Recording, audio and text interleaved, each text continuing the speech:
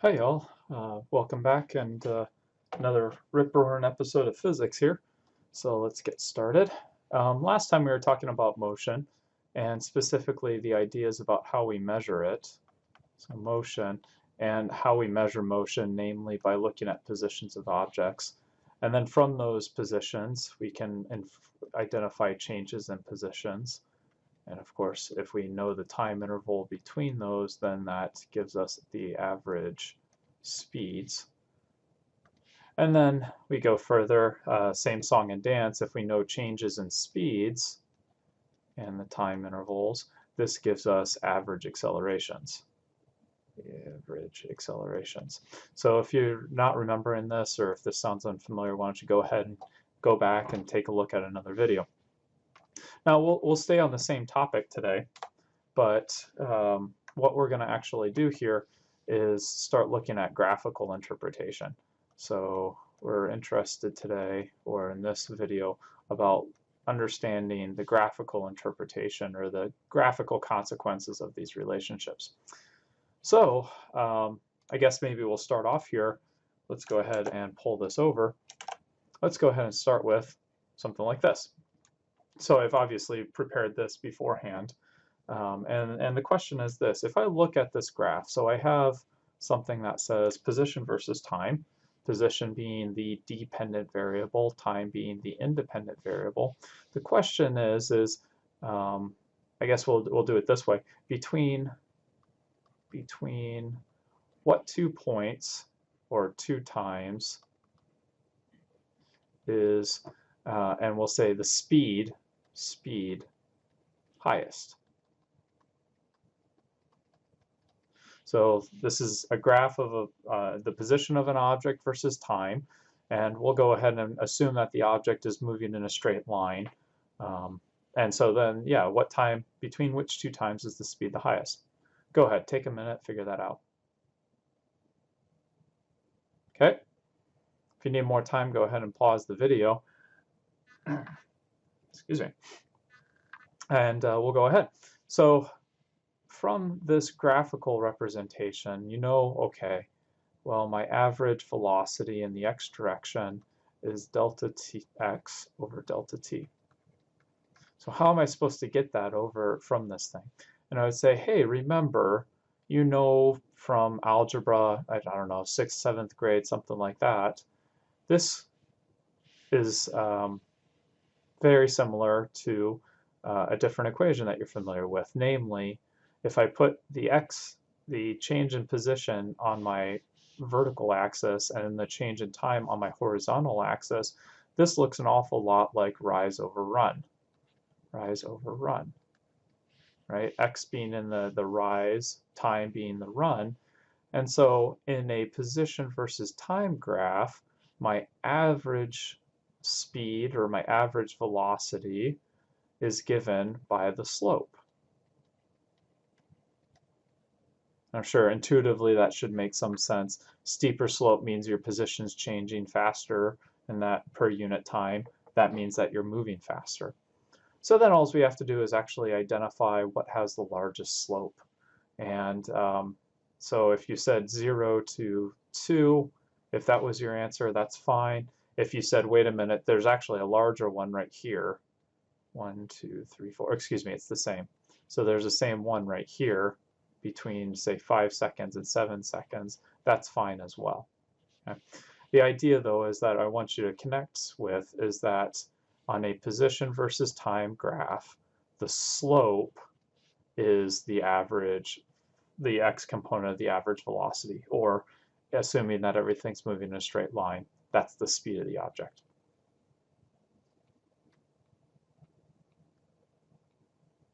Okay, so why don't we go ahead, let's select this whole thing. Why don't we go ahead and I will set forth another challenge for you. Here it is. Okay.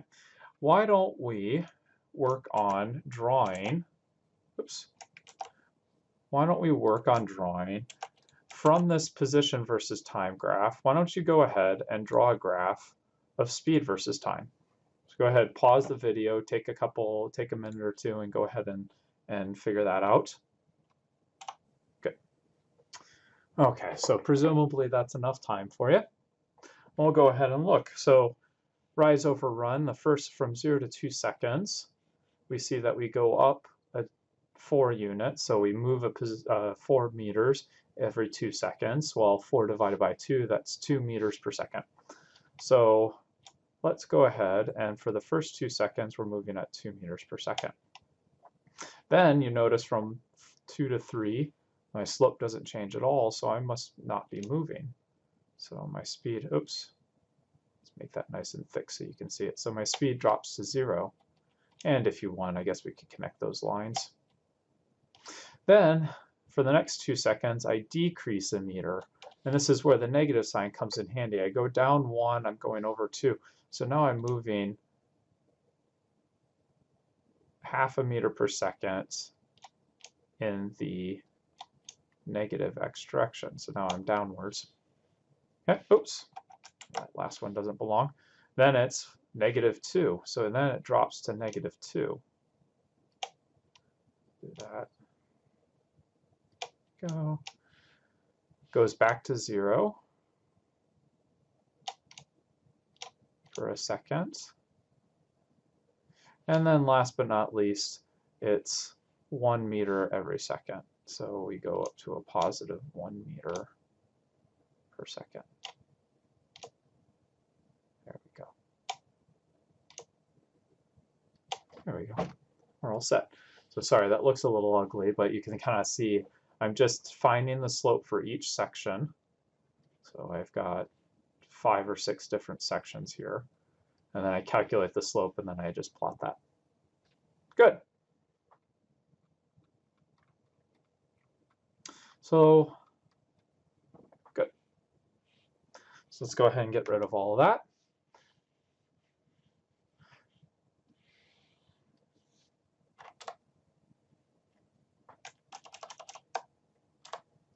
There we go. So now the next question is, that's taking the position versus time graph. I'll say taking x and getting the average speed. The question then is, how do I take the average speed and get my position? And here's the question I'll ask for you. So I'll just deliver this verbally. I'll say, let's say you're going to mom's house for, I don't know, Thanksgiving dinner. And you hop in your car, you're sitting here at Hanover College, and you hop in your car and you drive 60 miles per hour for 3 hours. How long, or how far have you traveled to get to mom's house for Thanksgiving dinner? And hopefully you're all set to go. You say, oh, I know this. Distance equals rate times time. He said, I'm moving at 60 miles per hour. I go for 3 hours. So therefore, I must have gone 180 miles. Okay. Perfect.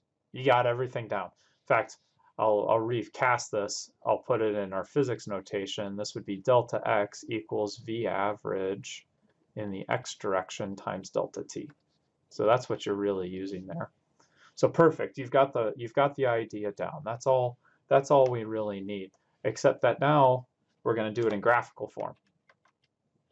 So let us first, oops, let me put it in graphical form for you. So what did we do here? Copy, paste. What did we do here? Well, I said, hey, let's blow that up. Good. I said, hey, you hop in the car and you drive at 60 miles per hour for 3 hours. So here's 3, there's 60. So let's go ahead and draw a line in. There we go.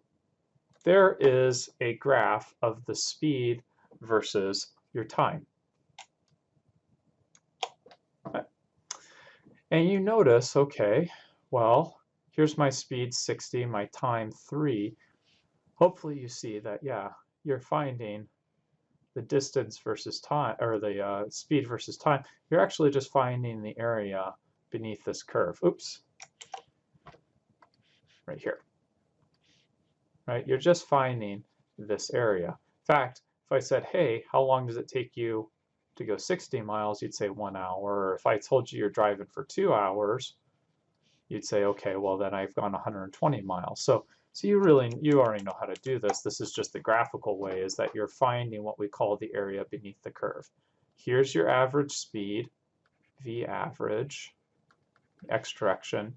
Here's the total time that you've traveled for, otherwise known as delta t. And we're good to go. Okay? So if you're doing this, we have to find the slope. If you're doing this, you find the area beneath curve. Of course, I'll let you know right now, the preview is the slope is also known as the derivative. And the area beneath the curve is something called the integral.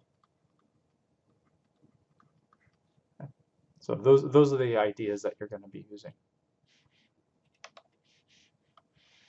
Let us go ahead and get rid of all of this. So, next challenge for you. You say, okay, I got this. I got this.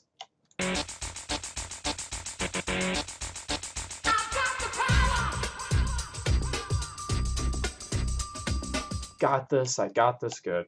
Let's go ahead and pull up the next challenge. So let's say you have a speed, position versus time graph, and I'll go ahead and draw something in for you. Just kind of making this up as we go along. Let's say we start off here. Oops. Sorry. Say we start off at 30 miles an hour, and let's drive for, I don't know, 40 minutes. And then let's go up to 60, and we'll do that for 40 minutes. And let's say we stop for a hamburger, and we do that for 40 minutes. There we go. Now let's go up to, let's get back in our car, and let's drive at 30 minutes, or 40 minutes at 30 miles an hour. And maybe, oh yes, we finally arrived in our town, so now we have to drop down to, say, 15. Okay. Here we go. So here's a graph, a speed versus time graph, or if you prefer velocity versus average velocity, so I could always put V average in here, versus time graph. So why don't you pause the video, take a minute, a couple minutes, but why don't you come up with a graph of the position versus time? Okay. Okay, you got it? Let's go ahead and we'll stick a position versus time graph. Let's get it about the same. Okay, let's go ahead and stick a position versus time graph in here. Well, let's go at it. Now, of course, you have to be a bit more careful because I've given you slightly less easy units to deal with here, right? I didn't give you, I still gave you round numbers, but 40 minutes, that's kind of weird. So let's walk through this. So you go in 30 miles an hour for 40 minutes. Say, okay, well, 30 miles an hour at 40 minutes. So that's 40 is 2/3 of an hour at 30 miles an hour. So this is 20 miles. So I need to draw, I start out at 0 and I go to 20. Okay, so something about here. There we go. So 1 hour, so something like 20 right there. Okay, good. Start off with that. So it's not a nice graph. Right. Next one is now I'm at 60 miles an hour for 40 minutes. Well, let's see, 40 minutes, 2/3 of an hour times 60. So that's 40 miles. 40 miles in addition to the 20 you've already traveled. So you've traveled 20. I need to go up to 40. Excuse me. Go. And we're up to 40 now. 60. There we are. Let's go for the next one. We drop down to 0 miles an hour for 40 minutes. Well, that just means that I don't move at all. There we go. Then over here, again, 30 miles an hour for 40 minutes. Well, that's another 20 miles.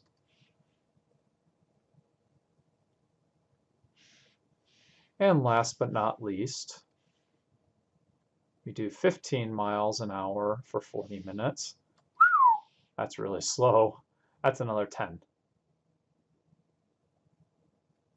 something like that. So we went through, and I encourage you, if you're given a speed versus time graph, this is what you want to do. Chunk it up into smaller pieces. So find pieces where there's a nice flat edge, and then you can find the area beneath the curve, and then do it again, and then do it again, do it again. Okay. Another way to look at this, if you will, this box is 15 tall and 15 wide, or excuse me, 20, excuse me. This is 15 miles per hour, and this is a third of an hour.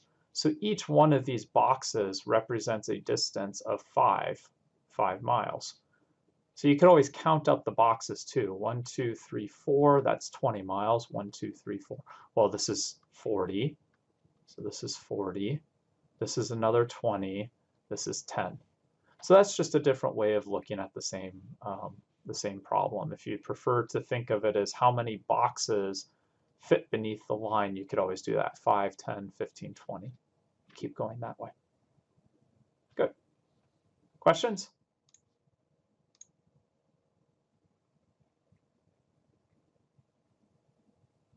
Okay.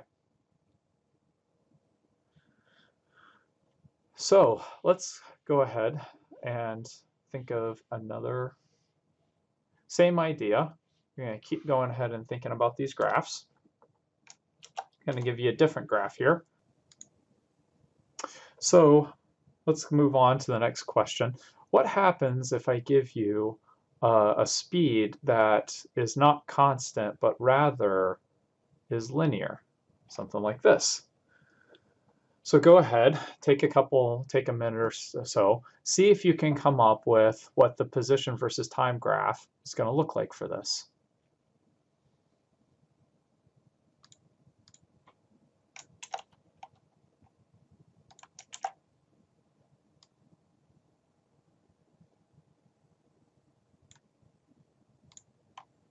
Okay, if you're not ready, go ahead and pause the video.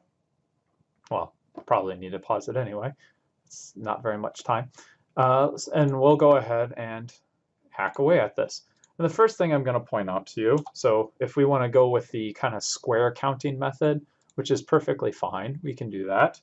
The first thing I'll point out to you is that, okay, this square, this is 20 minutes or 1/3 of an hour. And again, this is 15 miles per hour. Ouch, H. This is hour. So each one of these boxes is still 5 miles. Okay. So that's the first thing. The next thing I'm going to point out is right here. If I go, let's see if we can find a convenient spot. Guess we can do it like this. Right here to here to here to here. If you notice, right there, I've actually outlined a triangle.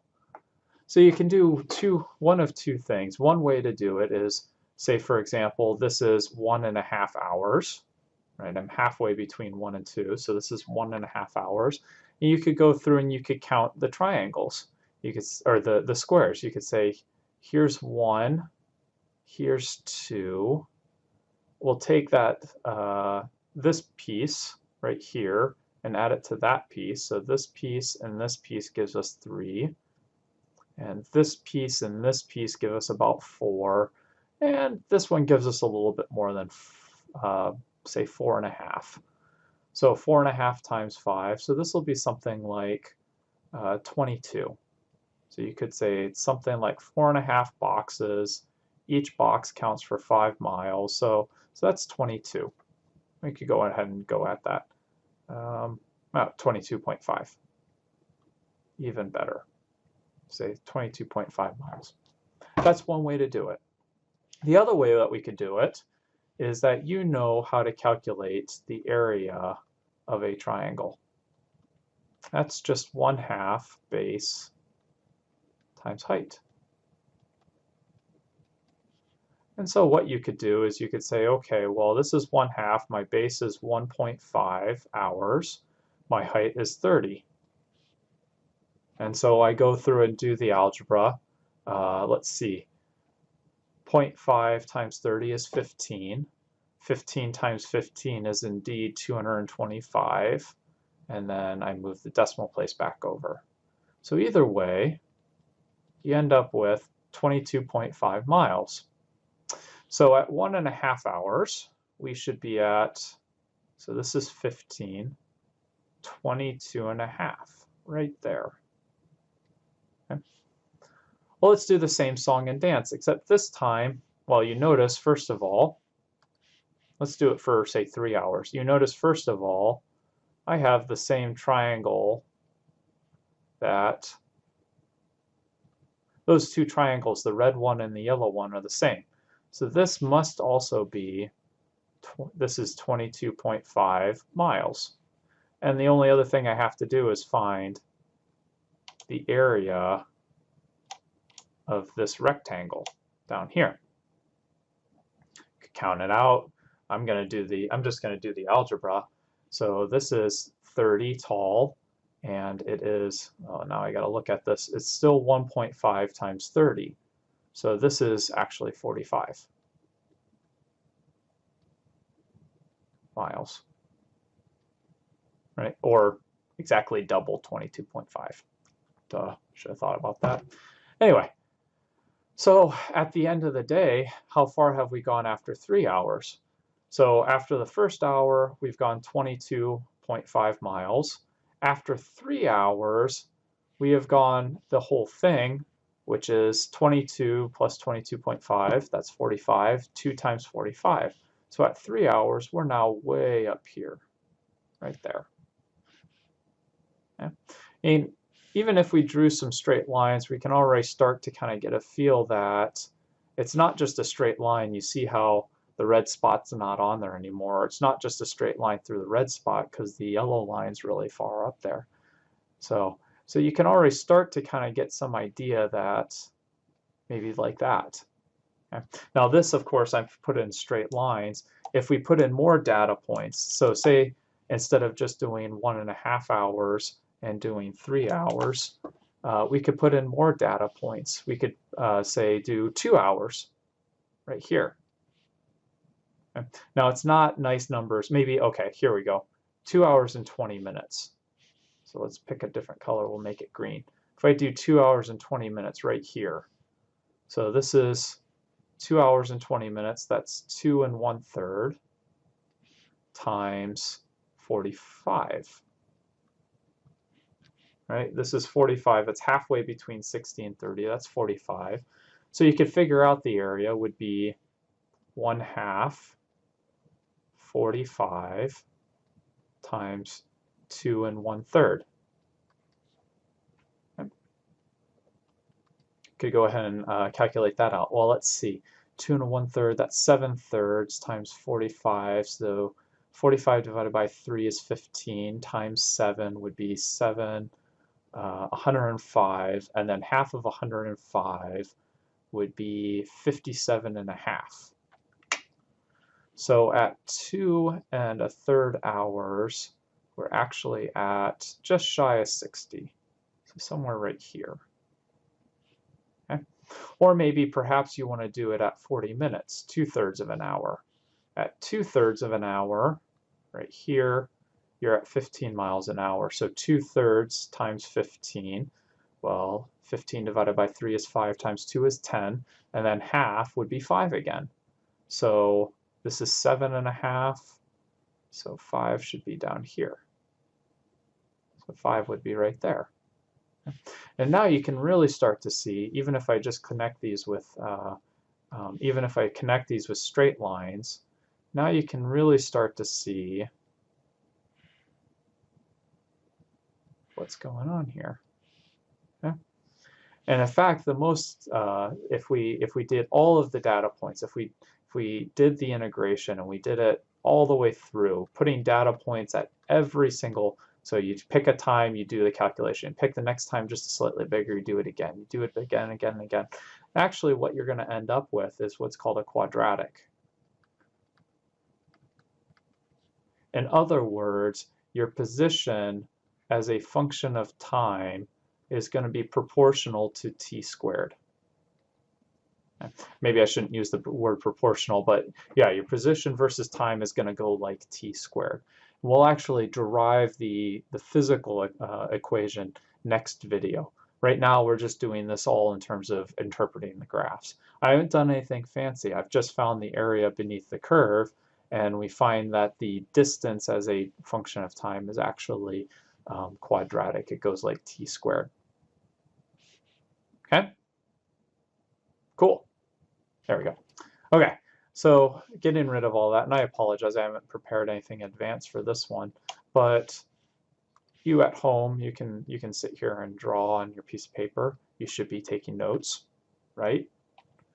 Question I have is, what's the acceleration versus time graph going to look like? If this is my speed versus time graph, then what's my acceleration versus time graph going to be looking like? I'll give you a second. Go ahead, and if you need to pause the video, now's a perfect time. So you should be good now. And yeah, well, let's go ahead. This is a review, of course, from the last time. You remember that the average acceleration is simply the change in the speed versus divided by the change in time. In other words, here I have a speed versus time graph. This again repeats that relationship of rise over run. So to get the average acceleration here, I just need to find the slope of that graph, or that line. It's at 0, it goes to 60, 3 hours. The slope is 20 miles per hour squared.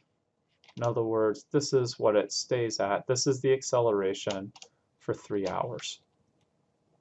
Okay. And we're done.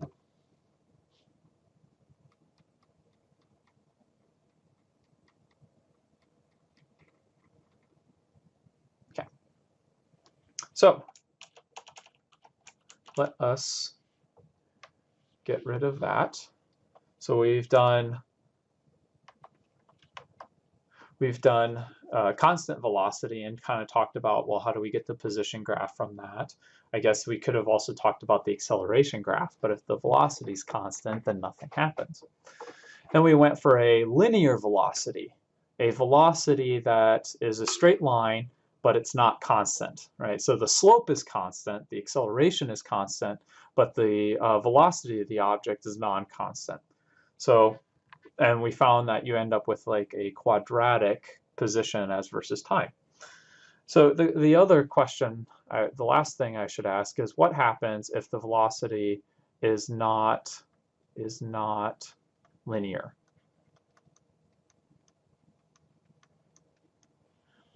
How are we going to approach this problem?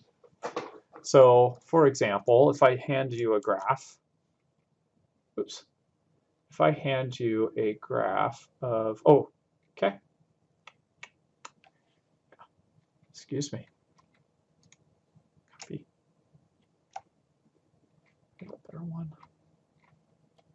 Here, it's fine. Copy. Okay. So what happens if the speed is not linear? How do we attack that? So let's get a graph here. Make it bigger. What do we do if the speed is not linear? And in fact, I don't have any. Let's freehand this. Right, here we go. We'll freehand this. Let's start off at 0. We'll do something nice. And let's go ahead and draw something. Woo! Woo! Like, what happens if we end up with like this roller coaster, for example? How do we actually attack this problem? If you're asked, for example, to do a position versus time graph, how would we do that? So, and if frankly, the easiest, I mean, how we actually literally do this, this is what calculus is doing for you, is we are going to zoom in. In fact, we zoom in, and we're going to keep zooming in. Let me reposition myself. So we zoom in, and we keep zooming in. In fact, we're zoomed in so far that we're pixelated. And we keep zooming in until, okay, we'll stop there for a second. That's fine. keep zooming in until our graph almost looks like a straight line. And what do I mean by that? Well, from about here to about there, right there, notice I used the straight line tool. From right about there, we can approximate that as a straight line, this slope as a straight line. And if they can approximate that slope as a straight line, then we can use our algebra to find the area of that triangle, because we know how to find areas of triangles. So that's good. Now you say, okay, but wait, we're not done yet. Then we zoom in and we say, okay, well now we have a different straight line, maybe something like this. So I can find the area of that triangle, right? Going down and doing all of our yada, yada, yada again. And I could do, okay, well, there's another one. I'll approximate that one as a one. So, and you see, you get an idea about what's going on here. I zoom in, and zooming in is basically considering small enough time intervals that I can approximate each one of these as a straight line segment. Right, there's another one, et cetera, et cetera, et cetera. Well, that's cool, right? Consider each of these as a straight, oops, excuse me, zoom in, and by zooming in, what I mean is consider a small enough time interval that you can treat this as a straight line segment and find the area, and then you can treat this piece as a straight line segment, and this piece as a straight line segment, and this piece as a straight line segment, this piece as a straight line segment, and you go through it and you can actually start slicing up and finding the area beneath the curve. Now, of course, the position's going to look terrible, right? I mean, it's going to, the position versus time graph, excuse me, I didn't even put time in there. The position versus time graph, it's going to be hard to do. Don't get me wrong, but conceptually, that's all you have to do, right? This is, I mean, it's going to be messy. Don't get, I mean, messy numbers and all that kind of jazz. But from a standpoint of how to do this, that's all that there is to it.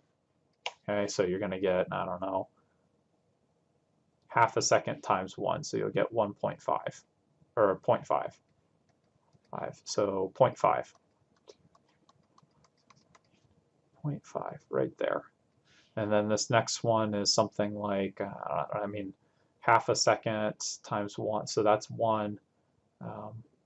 So 1.25. So then you're up to 0.5 plus 1.25, so you're almost up to 2, something like this. And we'll have to go through and do the rest of it. So that's all I have right now for thinking about graphs and just graphical interpretation. The next video we're going to get into is looking at how to algebraically find these expressions. So we're going to match it up to the graphs, but we'll now delve into the area of equations. Thank you for your attention. See you next time.